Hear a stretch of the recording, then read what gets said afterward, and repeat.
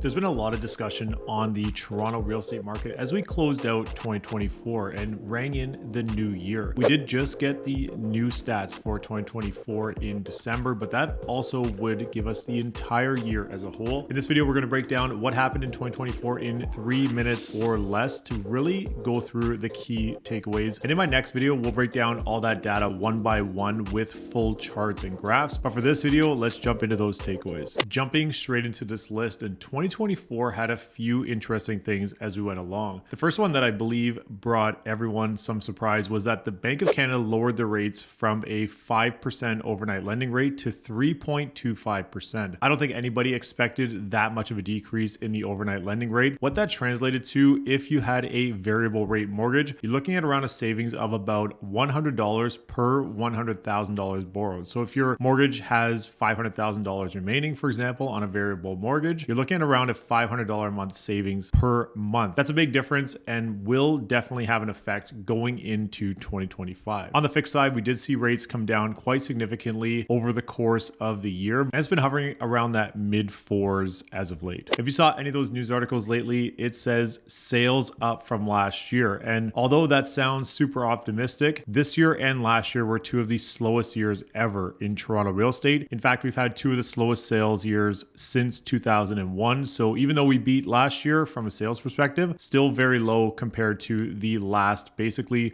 2 decades. Third on the list, and I believe this is definitely going to hold true in 2025, is that we now have essentially 3 different markets. We have the freehold market, which is generally your detached, semi-detached, and townhouse market. We have the 2-bedroom or larger condos, which have been starting to see a bit of momentum, especially as pricing has come down. Those bigger spaces are still remaining pretty desirable for buyers. And we have the 1-bedroom or smaller condo segment, which is generally that entry-level condo, investor condo type of property. Those 3 property types have all been performing very different through 2024. And I believe we'll see that same story in 2025, especially as we start to get more great inventory on the market in different price points. Speaking of condos, we do have overall the highest months of inventories ever. And if you've been watching this channel, you know that months of inventory is that leading metric that we're always watching. We are definitely in a buyer territory for condos across the board, which is giving a lot of choice to buyers right now in the market. We did close off 2024 with some new mortgage rules, and those are now into effect as we've gone into 2025. It'll be interesting as this plays along into the spring market when we start to see those properties priced between 1 million and 1.5 million. In one of my previous videos, we broke down how that is one of the most active price points in the entire city of Toronto. Overall, the market ended in a balance and buyer's territory. If you're looking in the Greater Toronto area as a whole, you're looking around 4.6 give or take months of inventory, which is trending towards a buyer's market, still very much in a balanced market. But a Toronto address right now, 5.33 months of inventory is a buyer's market, anything over 5. That being said, condos are leading the way statistically in that category, and we should see the same thing as we go through the new year. The last key takeaway is that we are seeing an element of buyers waiting for better inventory at better pricing and sellers waiting for those prices to go up before getting their properties on the market. These are conversations that I've been having on the ground level every single day, strategizing with buyers and sellers on what exactly their plan could look like for 2025. By the way, if you did want to book in a one-on-one strategy session to discuss your goals for 2025 and how we can set you up for success, click on that first link down below and book in a New Year's strategy session. If we break down the end of year months of inventory going into 2025, we are seeing detached properties at 4.17. So those properties that have been sitting on the market sat through the month of December. We did not see a ton of sales through December. Semi-detached up a little bit from November, 2.19. We didn't see a lot of great product there as well. Rows and townhouses, 2.6. Very much semis and rows in that seller category right now. And condos,